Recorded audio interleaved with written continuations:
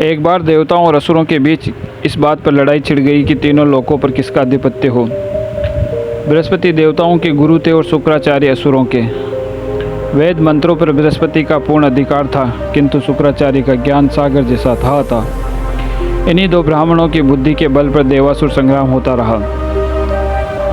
शुक्राचार्य को मृत संजीवन विद्या का ज्ञान था।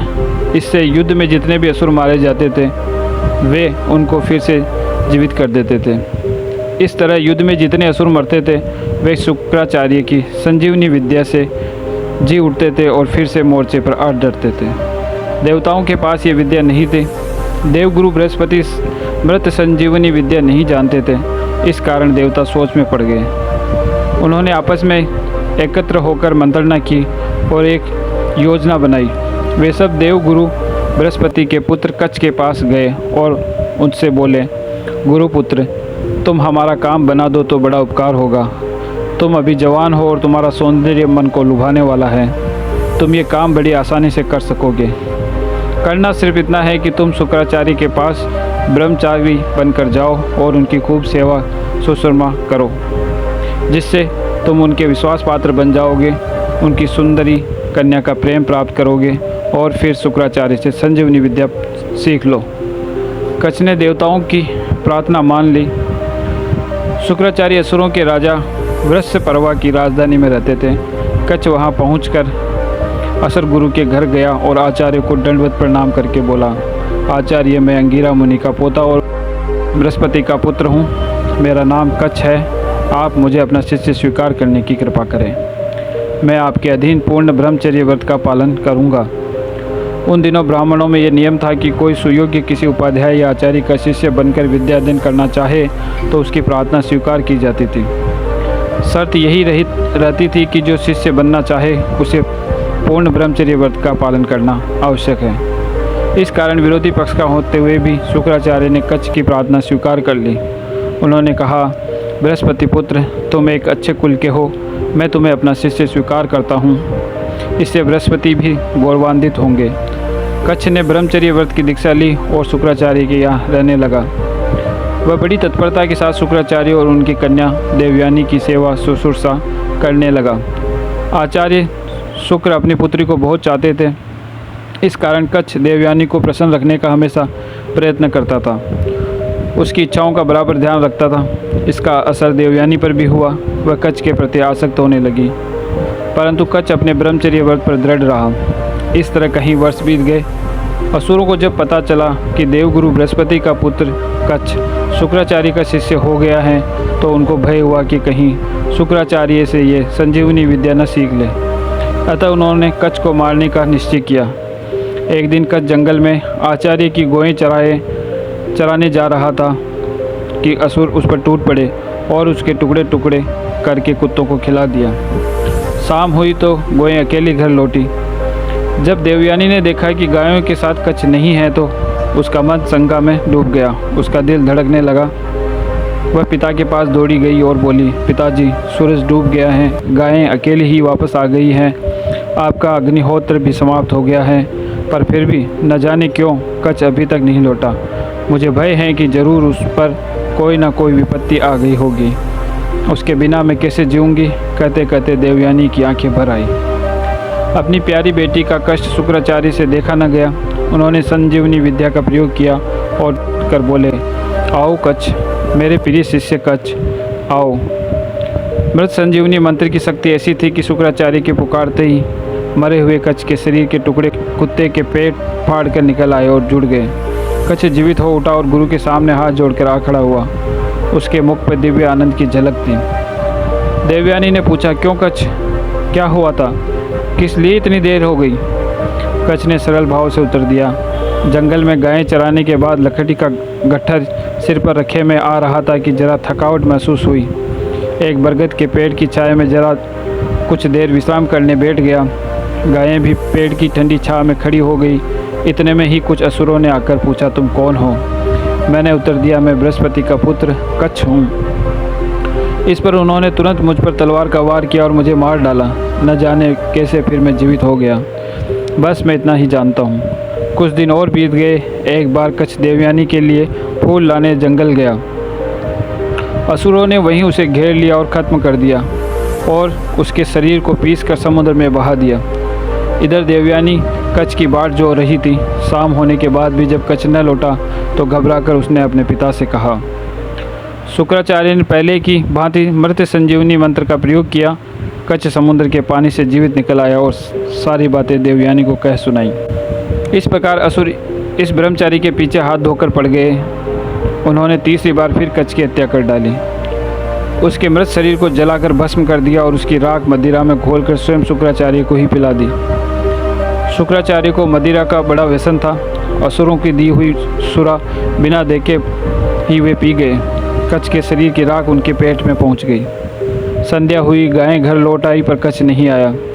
देवयानी फिर पिता के पास आंखों में आंसू भरकर बोली, पिताश्री, कच्छ को पापियों ने फिर मार डाला। मालूम है पड़ता है उसके बिना मैं पल भर भी नहीं जी सकती। शुक्राचार्य बेटी को समझाते हुए बोले, मालूम होता है असुर लोग कच्छ के प्राण लेने पर ही तुल गए हैं। मैं कितनी ही बार उसे क्यों न जीवित कर दूं, आखिर वे उसे मारकर ही छोड़ेंगे। किसी की मृत्यु पर शोक करना तुम जैसी समझदार लड़की को शोभा नहीं देता है। तुम मेरी पुत्री हो, तुम्हें कमी किस बात की है? सारा संसार तुम्हारे आगे सिर झुकाता है, फिर तुम्हें किस बात की चिंता है?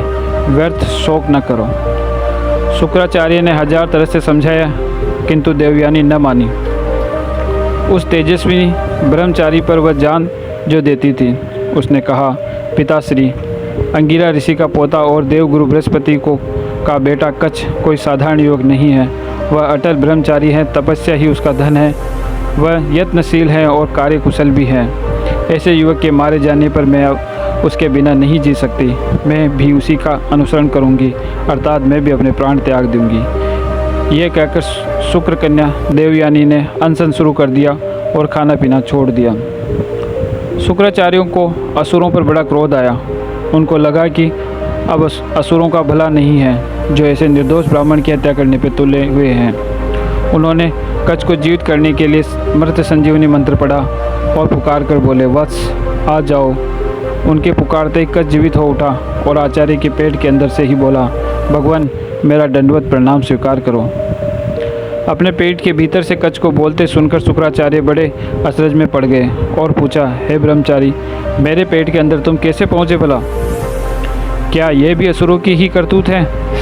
जल्दी बताओ, मैं इन पापियों का सत्यानाश कर डालूंगा। क्रोध के मारे शुक्राचार्य के होठ फड़फड़ाने लगे। कच्छ ने शुक्राचार्य को पेट के अंदर से ही सारी बातें बता दी। महानुभाव, तपोनिधि तथा असीम महिमा वाले शुक्राचार्य को जब ये ज्ञात हुआ कि मदिरा पान के कारण ही धोखे में उनसे ये अनर्थ हुआ है तो उन्हें अपने ही ऊपर बड़ा क्रोध आया।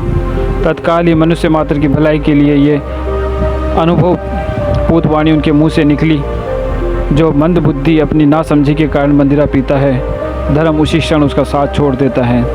वह सभी की निंदा और अवज्ञा का पात्र बन जाता है। ये मेरा निश्चित मत है। लोग आज से इस बात को शास्त्र मान ले और इसी पर चले। इसके बाद शुक्राचार्य ने शांत होकर अपनी पुत्री से पूछा, ये बेटी, यदि मैं कच्छ को जिलाता हूँ तो मेरी मृत्यु हो जाती है, क्योंकि उसे मेरा पेट चीरकर ही निकालना पड़ेगा। बताओ तुम क्या चाहती हो? यह सुनकर देवयानी रो पड़ी। आंसू बहाती हुई बोली, हाय, अब मैं क्या करूं? कच्छ के बिछोह का दुख मुझसे आग की तरह जला देगा और आपकी मृत्यु के बाद तो मैं जीवित रह नहीं सकूंगी। हे भगवान, मैं तो दोनों तरफ से मारी जा रही हूँ। शुक्राचार्य कुछ देर सोचते रहे। उन्होंने दिव्य दृष्टि से जान लिया कि बात क्या है। वह कच्छ से बोले, बृहस्पति पुत्र, तुम्हारे यहाँ आने का रहस्य मेरी समझ में आ गया है। अब तुम्हारी इच्छा पूर्ण होगी। देवयानी के लिए तुम्हें जीवित करना ही पड़ेगा, साथ ही मुझे भी जीवित रहना होगा। इसका केवल एक ही उपाय है और वह यह है कि मैं तुम्हें मृत संजीवनी विद्या सिखा दूं, जिससे मेरे पेट के अंदर ही तुम इसे सीख लो और फिर मेरा पेट चीर कर निकल आओ। उसके बाद उसी विद्या से तुम मुझे जीवित कर देना। कच्छ के मन की मुराद पूरी हो गई। उसने शुक्राचार्य के कहे अनुसार संजीवनी विद्या सीख ली और पूर्णिमा के चंद्र की ही भांति आचार्य का पेट चीर कर निकल आया। मूर्तिवान बुद्धि के समान ज्ञानी शुक्राचार्य मृत होकर पृथ्वी पर गिर पड़े। थोड़ी ही देर में कच्छ ने मृत संजीवनी मंत्र पढ़कर उनको जीवित कर दिया। देवयानी के आनंद की सीमा न रही। शुक्राचार्य जीवित हो उठे तो कच्छ ने उनके आगे दंडवत की और अश्रुधारा से उनके पांव भिगोता हुआ बोला, विद्वान को विद्या पढ़ाने वाले आचार्य माता और पिता के समान हैं।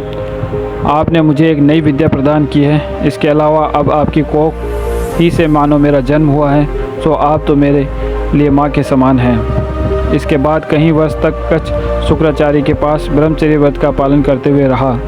व्रत के समाप्त होने पर गुरु से आज्ञा लेकर वह देवलोक लौटने को प्रस्तुत हुआ तो देवयानी ने उससे कहा, अंगिरा मुनि के पुत्र कच्छ, तुम शीलवान हो, ऊंचे कुल के हो। इंद्रिय दमन करने में तुमने तपस्या की है और शिक्षा प्राप्त की है। इस कारण तुम्हारा मुखमंडल सूर्य के भांति तेजस्वी है।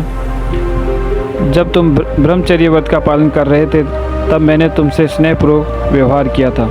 अब तुम्हारा कर्तव्य है कि तुम भी वैसा ही व्यवहार मुझसे करो। तुम्हारे पिता बृहस्पति मेरे लिए पूज्य हैं, अतः तुम अब मुझसे यथाविधि विवाह कर लो। ये कहकर शुक्र कन्या सहलज खड़ी हो गई। ये कोई आश्चर्य की बात नहीं थी जो देवयानी ने ऐसी स्वतंत्रता से बातें की। वह जमाना ही ऐसा था कि जब शिक्षित ब्राह्मण कन्या निर्भय तथा स्वतंत्र होती थी और मन की बात कहने से झिझकती नहीं थी। देवयानी की बातें सुनकर कच्छ ने कहा, कलंकिनी, एक तो तुम मेरे आचार्य की बेटी हो, सो मेरा धर्म है कि मैं तुम्हें पूज्य समझूं। दूसरा, मेरा शुक्राचार्य के पेट से पुनर्जन्म हुआ है, इससे भी मैं तुम्हारा भाई बन गया हूँ। तुम मेरी बहन हो, अतः तुम्हारा अनुरोध न्यायोचित नहीं है। किंतु देवयानी ने हट नहीं छोड़ा। उसने कहा, तुम तो बृहस्पति के बेटे हो, मेरे पिता के तो नहीं। इस पर मैं शुरू से ही तुमसे प्रेम करती आई हूँ। उसी प्रेम और स्नेह से प्रेरित होकर मैंने पिता से कहकर तुम्हें 3 बार जीवित करवाया है। मेरा विशुद्ध प्रेम तुम्हें स्वीकार करना ही होगा। देवयानी ने बहुत अनुनय विनय किया, पर कच्छ ने उसकी बात न मानी। तब मारे क्रोध के देवयानी की भौहें चढ़ गई, विशाल काली काली आंखें लाल हो गई। यह देखकर कच्छ ने बड़े ही नम्र भाव से कहा, शुक्र कन्या, तुम्हें मैं अपने गुरु से भी अधिक समझता हूँ। तुम मेरी पूज्य हो, नाराज़ न हो, मुझ पर दया करो, मुझे अनुचित कार्य के लिए प्रेरित न करो। मैं तुम्हारे भाई के समान हूँ, मुझे स्वस्ति कहकर विदा करो। आचार्य शुक्रदेव की सेवा टहल अच्छी तरह करना और नियम पूर्वक करती रहना। स्वस्ति, ये कहकर कच्छ वेग से इंद्रलोक चला गया। शुक्राचार्य ने अपनी बेटी को समझा बुझाकर शांत किया।